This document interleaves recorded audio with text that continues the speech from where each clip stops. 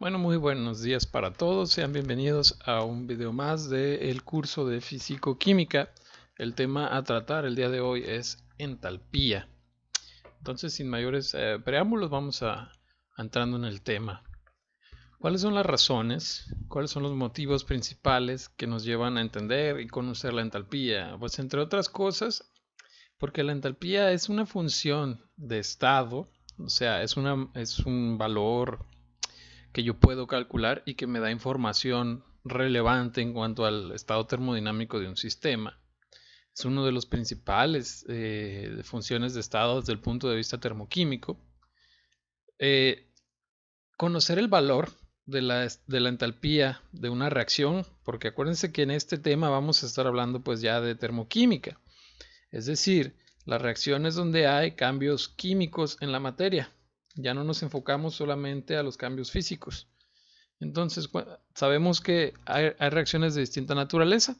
Entonces, el valor de la entalpía de reacción me da un indicador directo, conciso, de la naturaleza térmica de la reacción, que si libera calor o absorbe calor.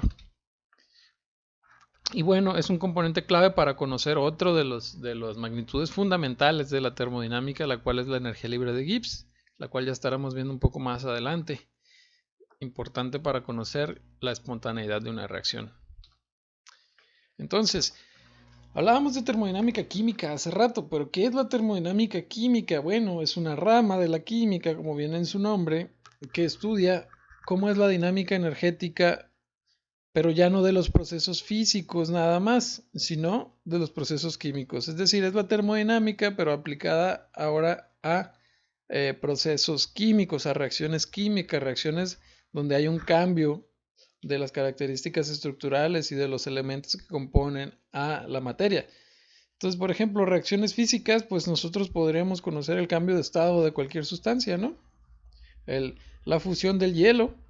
Tú tienes hielo sólido y acabas con hielo o con agua líquida, pero es H2O, hay H2O, no hay un cambio químico. En realidad esa no es una reacción química, es una reacción física.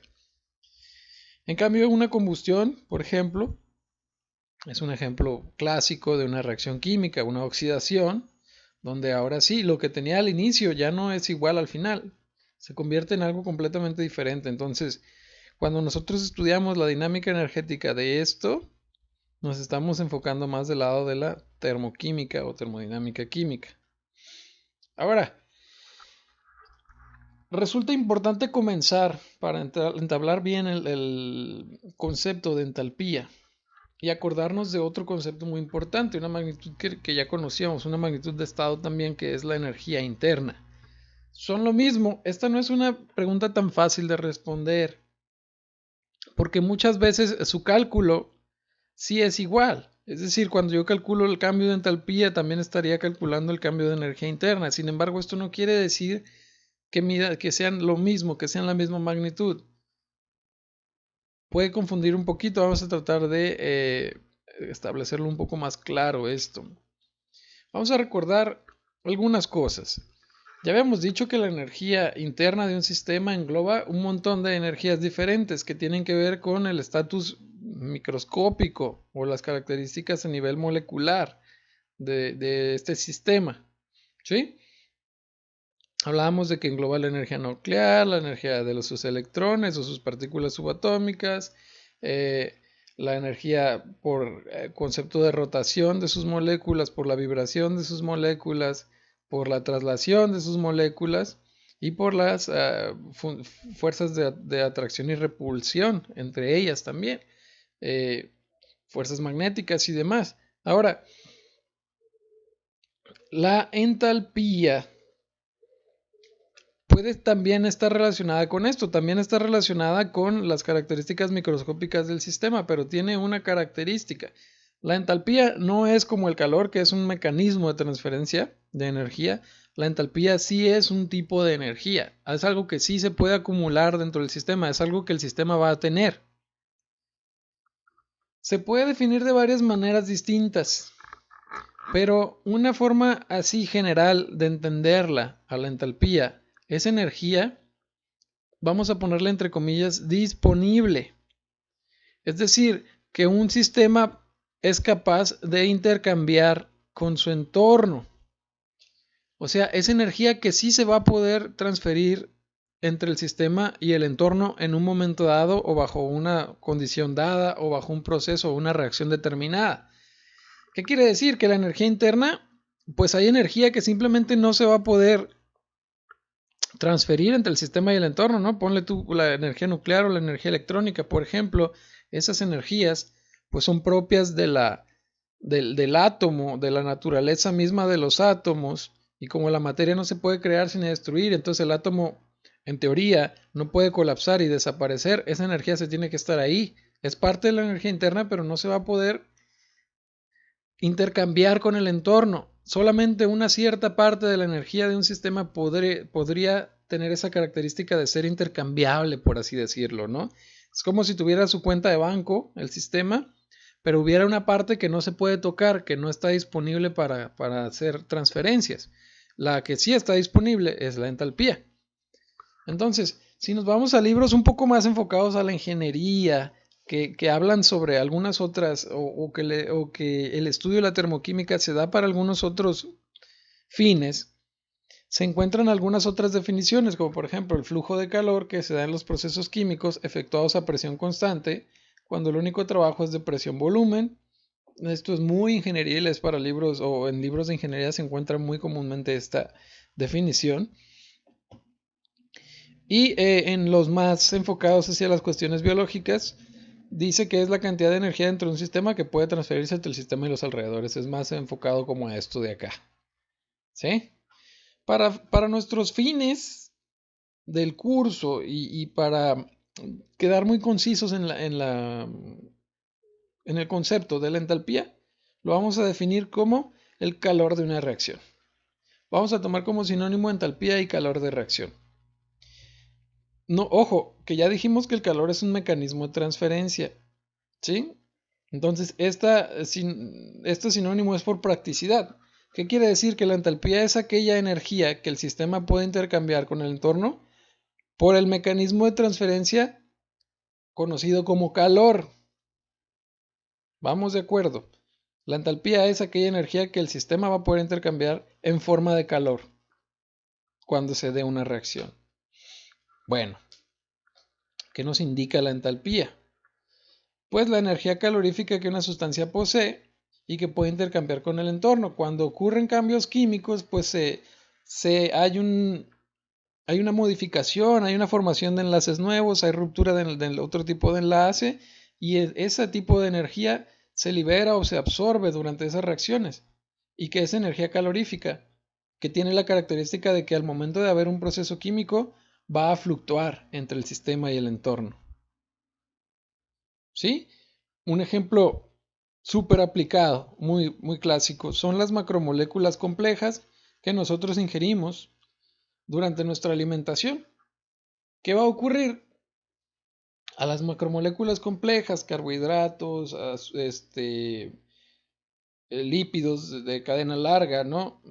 Proteínas, todas estas moléculas que tienen una alta complejidad estructural y química, pues nuestro cuerpo las va a utilizar para almacenar energía o transformar, crear moléculas nuevas o directamente quemarlas para liberar energía que nosotros vamos a poder transformar en trabajo al final, ¿no?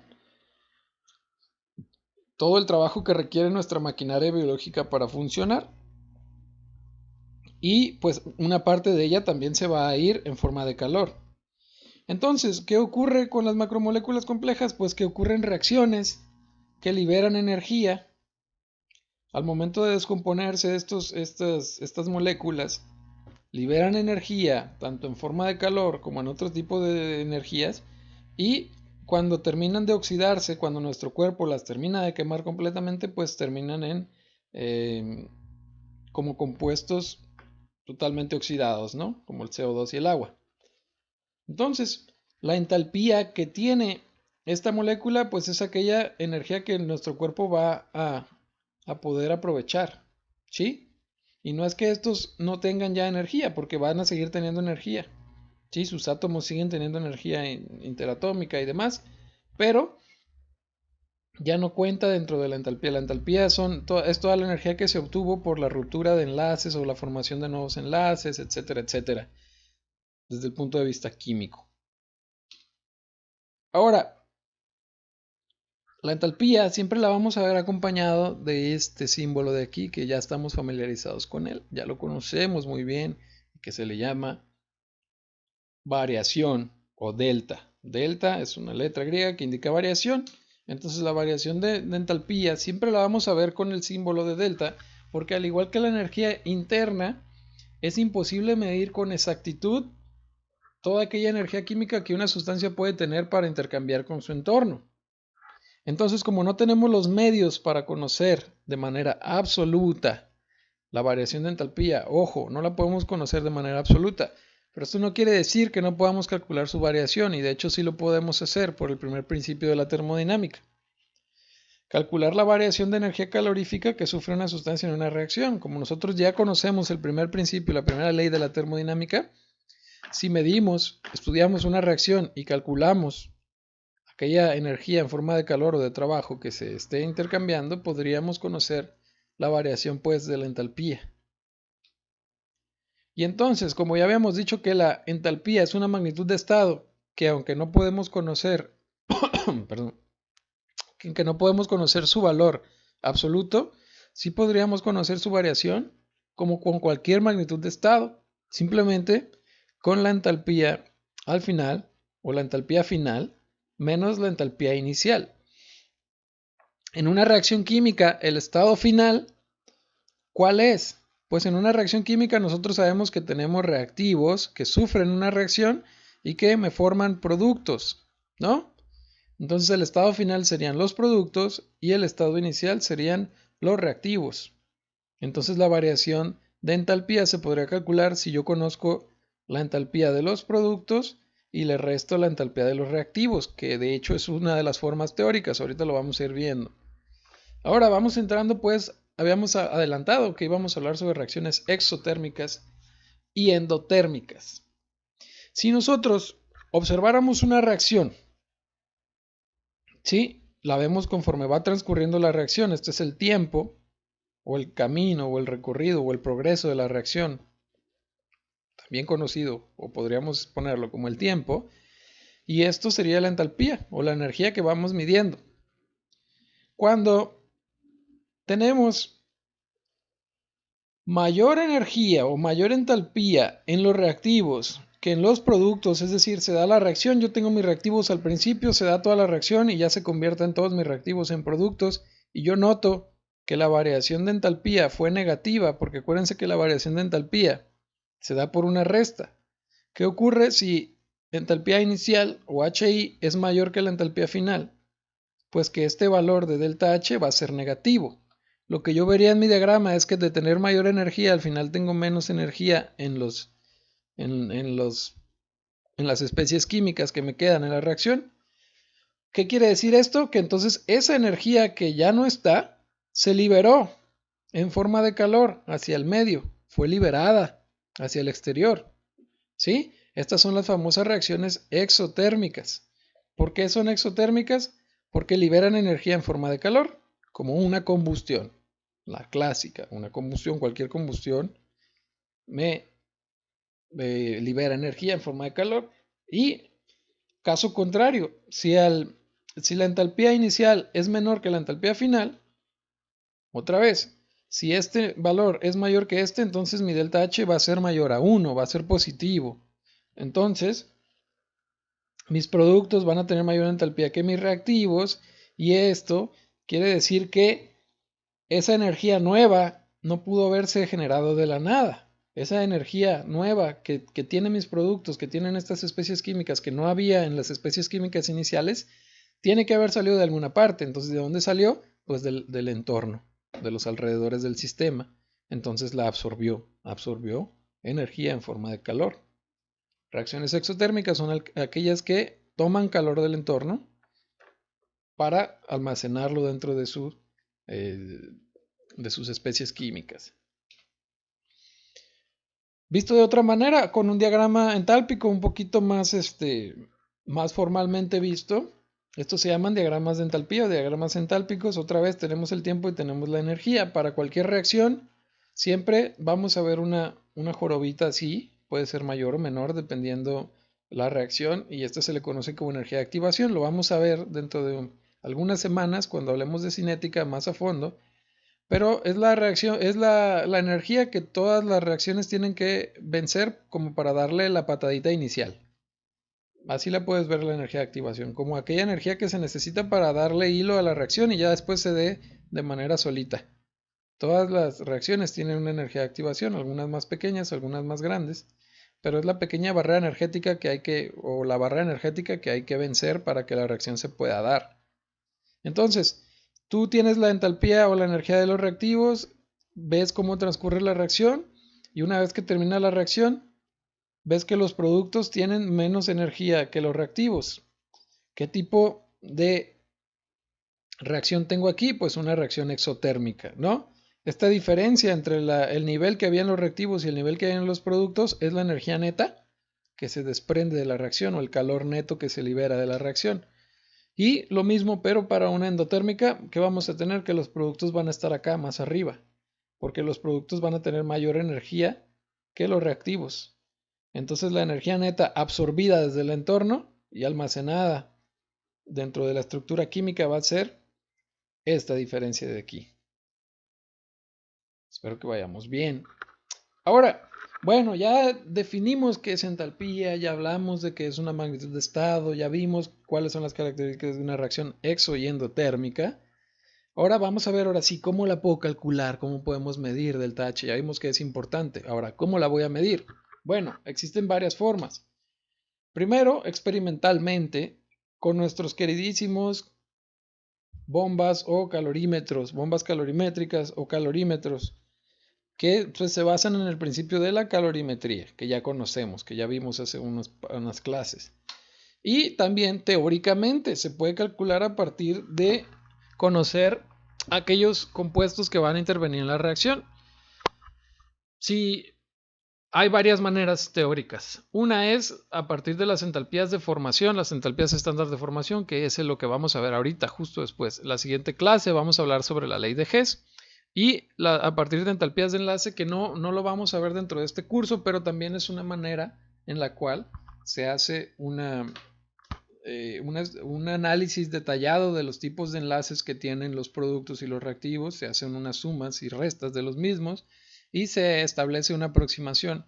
Aunque esta es de las tres, es la menos exacta, es la más aproximada, es un poco más teórica, la utilizan sobre todo aquellos químicos que hacen síntesis orgánica, por ejemplo, para establecer o pronosticar entalpías de nuevos compuestos o moléculas que no se tiene datos experimentales.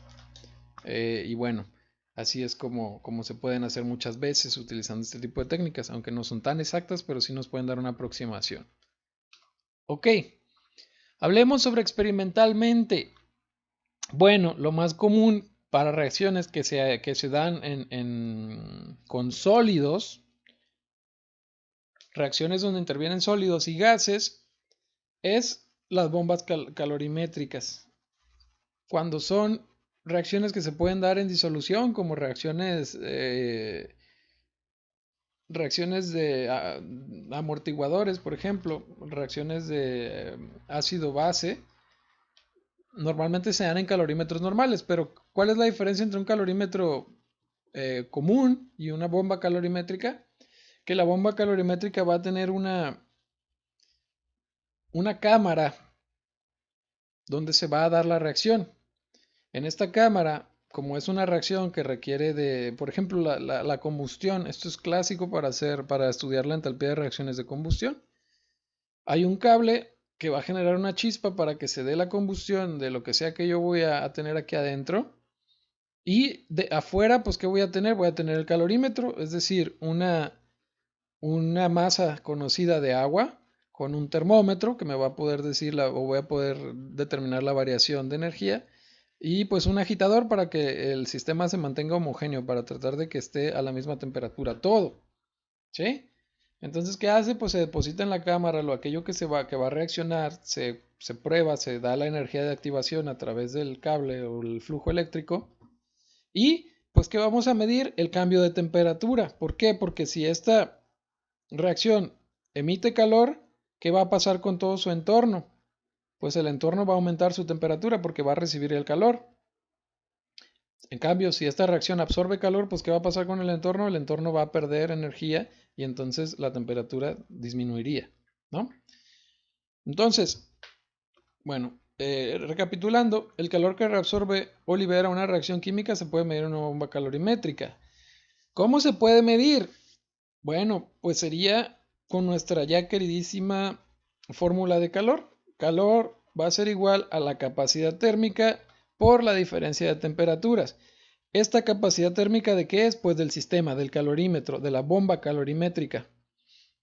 Pero la bomba calorimétrica, si ustedes analizan bien aquí, pues el calor que salga o entre hacia acá, ¿de dónde va a venir o hacia dónde va a ir? Pues va a ir tanto a las paredes, a todo el material del que está hecho el calorímetro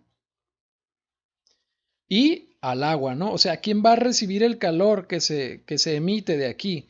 Pues lo va a recibir tanto el agua como los materiales de los que está hecho el calorímetro. Por eso aquí dice capacidad térmica del sistema es igual a la capacidad térmica del agua, que de qué va a depender, pues de cuánta agua yo tenga de la masa, porque el calor específico del agua ya lo conozco, y la capacidad térmica de los materiales de la bomba.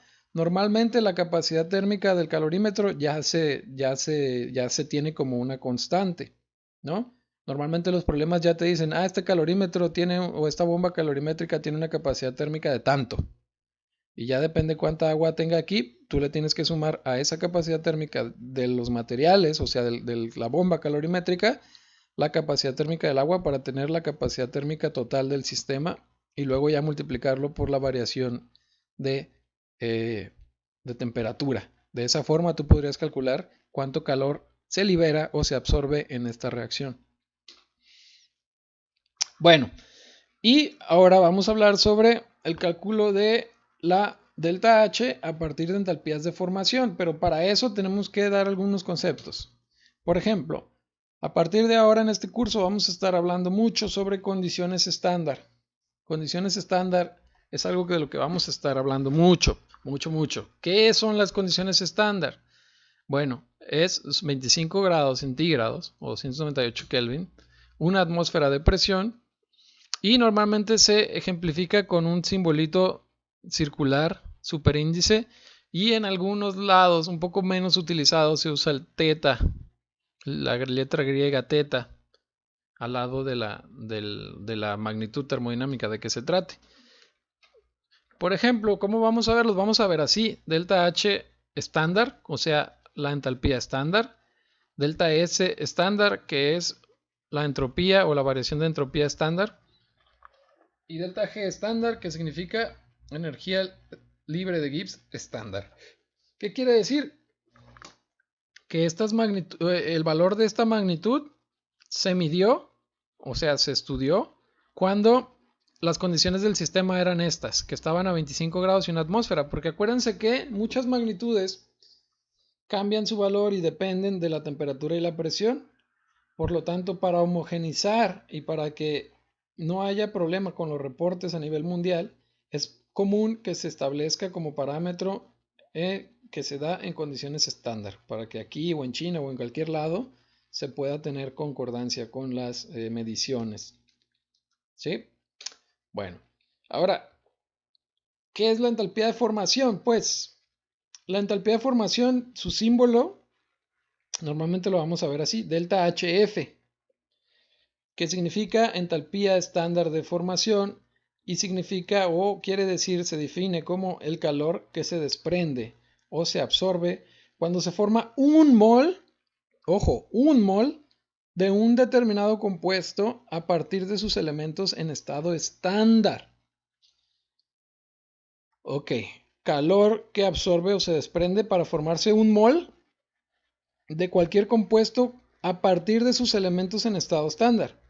Vamos a ver algunos ejemplos. Por ejemplo, reacciones de formación. Y esto apréndenselo muy bien, enmárquenlo por ahí porque lo vamos a estar usando mucho.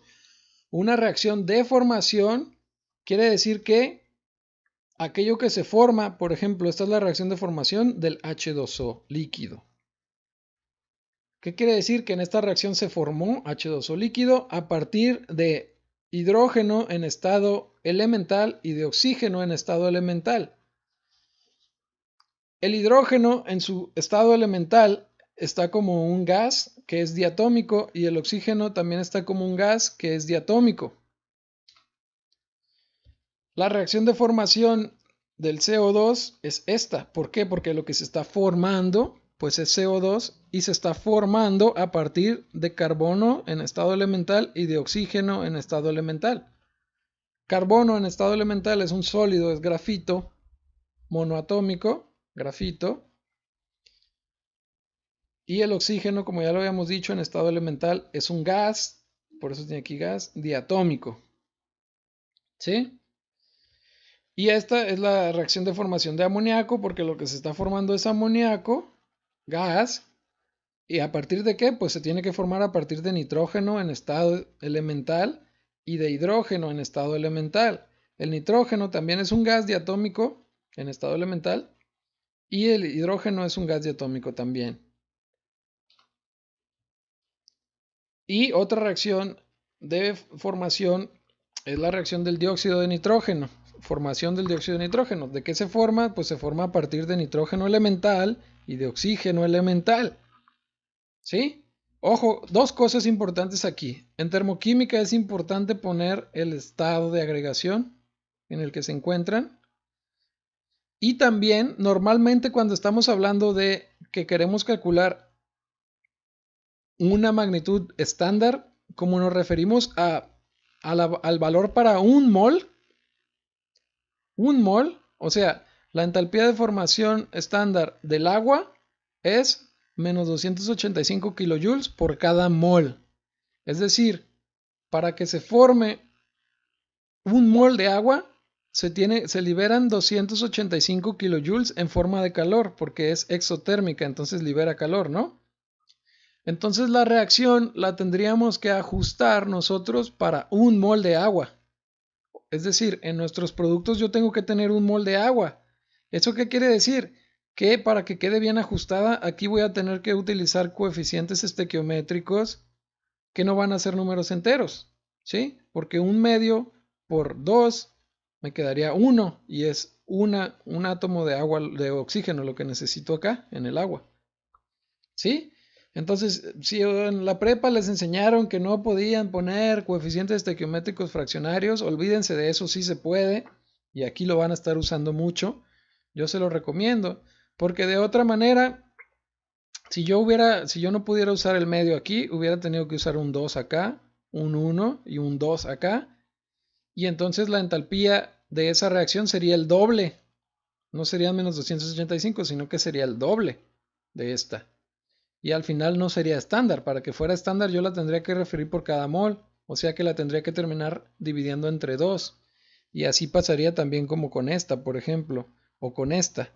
Por eso aquí vemos que está un medio, 3 medios. Para que al final el producto quede ajustado a un solo mol. A un solo mol y a un solo mol. Porque es entalpía estándar. O sea, para un mol, por cada mol. ¿Sí? Ojo con eso, siempre que tengamos el símbolo aquí estándar significa que este valor es para un mol, por cada mol. Ok, bueno, ahora aquí vamos a tratar de explicar algo. Cuando yo tengo un compuesto que es por ejemplo O2, N2, H2, carbono, azufre, o sea, cuando tenemos compuestos que son elementales, que están formados solo por un elemento y no tienen otros elementos combinados, vamos a tomar su entalpía estándar de formación como 0. La entalpía estándar de formación de un compuesto elemental siempre será 0. Esto es por convención de UPAC. ¿Por qué? Porque como la entalpía, no es que estos compuestos no tuvieran energía, porque sí tienen energía, sí tienen entalpía, pues sí tienen energía capaz de intercambiarse con su entorno.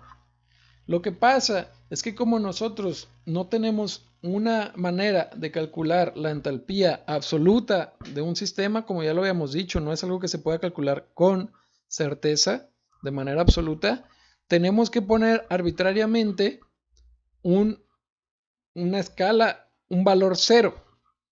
¿Sí? Nosotros tenemos que decir a partir de dónde nosotros diríamos que hay entalpía cero. Y pues dónde va a ser con los compuestos elementales. En los compuestos elementales se toma como la línea base, que es definida arbitrariamente por nosotros, por convención y definición, que vale cero. Entonces siempre que yo tenga un compuesto elemental en una reacción, voy a tomar su entalpía de formación como cero. Ahorita vamos a ver dónde es más aplicado esto. Ahora, las entalpías normales o estándar de formación ya están dadas la de la mayoría de los compuestos y se pueden consultar en las tablas, ¿no? Aquí yo traigo algunas tablas donde vienen un montón de compuestos y vienen su delta HF, que está en kilojoules sobre mol, ¿sí?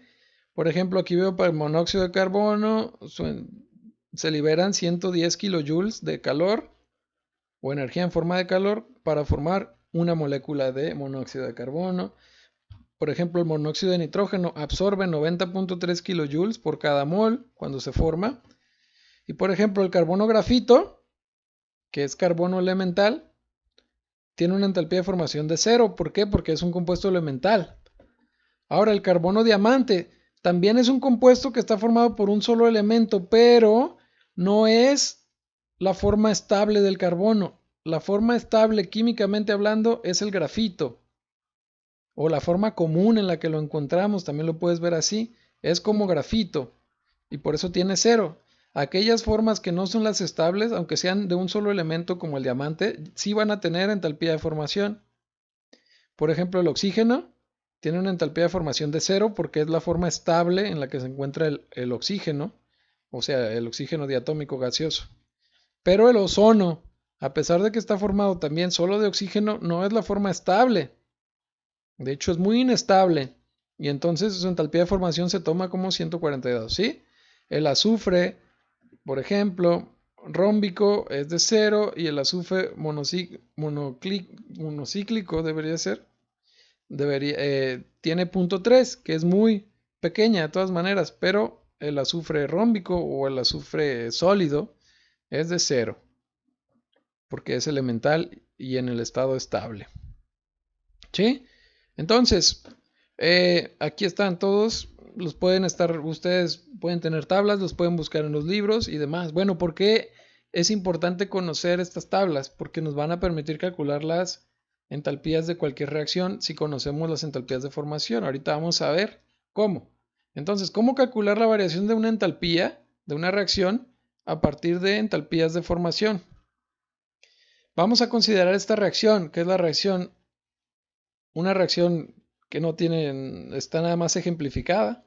A moles, o este es el número de moles del compuesto A, más B moles del compuesto B, producen C moles del compuesto C más D moles del compuesto D. Es una reacción hipotética estándar. Entonces, la entalpía de formación de los reactivos, yo las puedo sumar como la entalpía de formación de A, es decir, aquella energía que absorbió o liberó A cuando se formó, más la entalpía de formación estándar de B. ¿Qué es lo que ocurre? Que como la entalpía de formación estándar tanto de A como de B están dadas por cada mol, si yo tengo varios moles, pues tengo que multiplicar por el coeficiente estequiométrico, ¿no? Si en esta reacción, por ejemplo, reaccionan 3 moles de A, yo aquí lo tengo que multiplicar por 3. Si en esta reacción reacciona medio mol de B, aquí lo tengo que multiplicar por medio mol de la entalpía de formación estándar de B. Y ocurre exactamente lo mismo con los productos, ¿sí? Tendría que multiplicar la entalpía de formación estándar de C por el número de moles que tengo de C más la entalpía de formación de D, del compuesto D, por el número de moles que tengo, que es D minúscula. Y ahora, como la entalpía de una reacción, ya habíamos dicho que la variación de entalpía se puede calcular como la entalpía final menos la entalpía inicial. ¿Qué tengo yo al final? Pues tengo productos, ¿sí? C y D son mis productos, entonces la entalpía de los productos es esta de aquí y la entalpía de los reactivos es esta de aquí. Entonces, entalpía final menos entalpía inicial me va a dar la variación neta de entalpía. Aquí sería, para esta reacción que consideramos aquí, ¿cómo encontraría yo la variación de la entalpía de reacción? Como la entalpía de los productos, es decir, la entalpía de formación de C por el número de moles de C, o sea, esto, más la entalpía de formación de D por el número de moles de D, o sea, este, menos la entalpía de formación de A por el número de moles de A, más la entalpía de formación de B por el número de moles de B. Ojo que, acuérdense que las entalpías de formación pueden tener signo positivo o negativo, es decir, aquí yo voy a sumarlas con el signo que tengan y a lo que tenga en esta sumatoria lo voy a multiplicar por menos, o sea que le voy a cambiar el signo. Si aquí al sumar estas dos entalpías me queda positivo, al final se va a terminar restando. Si aquí me queda negativo, al final se va a terminar sumando. Tanto esta como esta también pueden tener signo positivo o negativo, no se les olvide, dependiendo de lo que tengan, ¿no? Y ahora, visto de otra manera, delta H a partir de entalpías de formación, ya de manera general o como la encuentras en los libros, pues la variación de entalpía de reacción es la sumatoria, o sea, la suma de todas las entalpías de formación de los productos multiplicado por sus coeficientes estequiométricos menos la sumatoria de las entalpías de formación de los reactivos multiplicados por sus coeficientes estequiométricos. Eso es lo que me dice esta fórmula de aquí, que es la que tenemos que acordarnos siempre. Entalpías de productos, obviamente multiplicada cada una por su correspondiente coeficiente estequiométrico, menos entalpía de reactivos, multiplicadas cada una por sus coeficientes estequiométricos. Ojo nada más con este signo, porque me va a alterar el valor que yo tenga acá. Y con eso podemos calcular las entalpías de cualquier reacción. ¿Sí? Bueno, con esto vamos a terminar este primer video de teoría y vamos a resolver unos ejercicios en el siguiente video para que entendamos un poco más profundo esto de aquí.